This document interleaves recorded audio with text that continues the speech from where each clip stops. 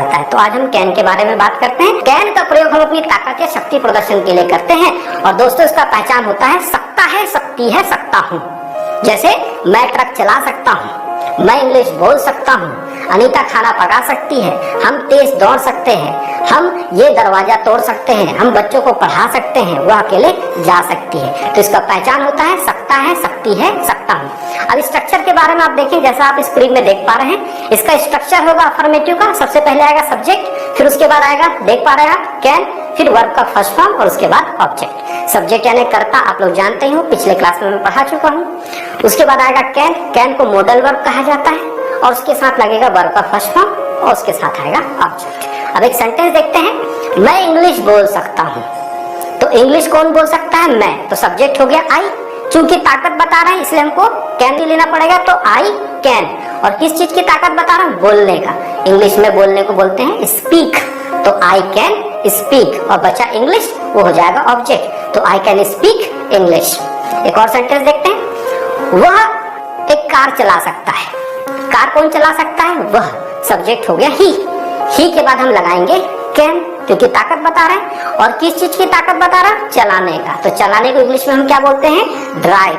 तो he can drive, क्या चीज? एक कार, अ कार। तो he can drive a car. तुम बच्चों को पढ़ा सकते हो। तो कौन पढ़ा सकता है? तुम। सब्जेक्ट हो गया यू के साथ लगा कैन, फिर किस चीज की ताकत बता रहे हैं? पढ़ाने का। पढ़ाना है टीच, और किनको? बच्चों को। तो you can teach the children. अब बात करते हैं निगेटिव का। तो निगेटिव का स्ट्रक्चर आप देख पा रहे होंगे। सबसे पहले आएगा सब्जेक्ट, सब्जेक्ट के बाद आ रहा है कैन, कैन के बाद आएगा नॉट, फिर आएगा वर्ब का फर्स्ट फॉर्म, फिर आएगा ऑब्जेक्ट। तो पूरा फॉर्मूला आप देख पा रहे हैं, subject plus can plus not plus V1 plus object. एक सेंटेंस लेते हैं, मैं क्रिकेट नहीं खेल सकता हूँ। I can not play cricket.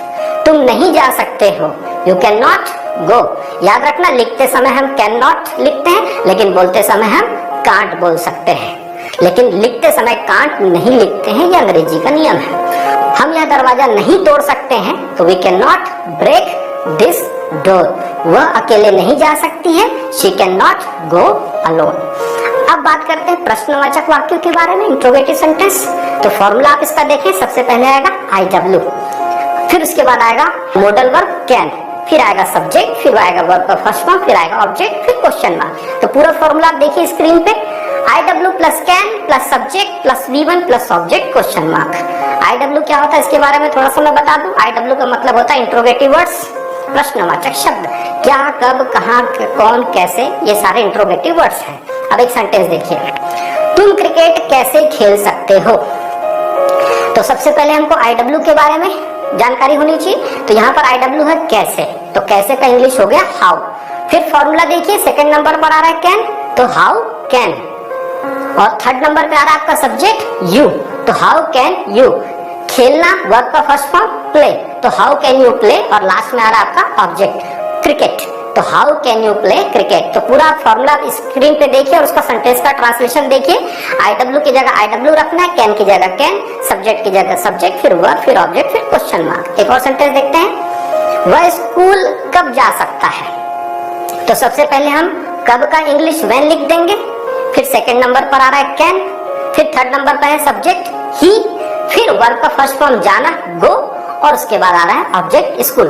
तो when can he go to school. अच्छा, अब याद रखेंगे कि जब भी कोई वाक्य क्या से शुरू होता है तो उसके लिए हम व्हाट का प्रयोग नहीं करते हैं। इसके बारे में मैं आपको बता दूं, क्योंकि इसका आंसर यस या नो में होता है। ठीक, तो क्या तुम क्रिकेट खेल सकते हो, तो what can you play cricket नहीं होगा, कैन यू प्ले क्रिकेट होगा। क्या वह स्कूल जा सकता है, तो can he go to school. Last में हम पढ़ेंगे इंट्रोनेगेटिव। तो इंट्रोनेगेटिव बनाने का मैं तरीका आपको मैं बता देता हूँ। इंट्रोगेटिव से ही इंट्रोनेगेटिव बनता है। इंट्रोगेटिव फॉर्मूला फिर से देखिए, IW plus can plus subject plus V1 plus object question mark. इसी फॉर्मूला को उठाइए, केस नंबर 1 सब्जेक्ट के पहले नॉट लगा दीजिए और सब्जेक्ट के बाद नॉट लगा दीजिए, तो दो फॉर्मूला तैयार होगा। तो पहला फॉर्मूला है IW plus can plus not plus subject plus V1 plus object question mark, और दूसरे में हो जाएगा IW plus can plus subject plus not plus V1 plus object question mark. तो ध्यान से देखिए दोनों फॉर्मूलों को, दोनों फॉर्मूला इंट्रोगेटिव ही है, लेकिन सब्जेक्ट के पहले नॉट आया है और दूसरे केस में सब्जेक्ट के बाद। अब एक सेंटेंस देखिए, तुम क्रिकेट क्यों नहीं खेल सकते हो?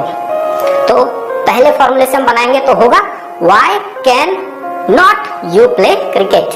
और दूसरे फॉर्मूले से हो जाएगा Why can you not play cricket? तो दोस्तों लास्ट में हम लोग कुछ सेंटेंस का प्रैक्टिस करते हैं। मैं कुछ हिंदी में सेंटेंस बताऊंगा, उसका इंग्लिश में ट्रांसलेट करेंगे, मेरे साथ आप दोहराते चले जाएं। हम कार चला सकते हैं, We can drive a car. तुम क्रिकेट खेल सकते हो, You can play cricket. हम एग्जाम पास कर सकते हैं, We can pass the exam. Bharat match जीत सकती है, India can win the match. मैं कल नहीं आ सकता हूँ, I cannot come tomorrow. वह पैसे नहीं दे सकता है, He cannot give money. बच्चे गाना नहीं गा सकते हैं, Children cannot sing a song. क्या तुम किताबें दे सकते हो, Can you give books? क्या तुम अकेले जा सकते हो, Can you go alone? तुम क्या कर सकते हो, What can you do? तुम क्या पका सकते हो, What can you cook? तुम कैसे पका सकते हो, How can you cook? तुम मेरे लिए क्या कर सकते हो, What can you do for me? मैं आपके लिए क्या कर सकता हूँ, What can I do for you?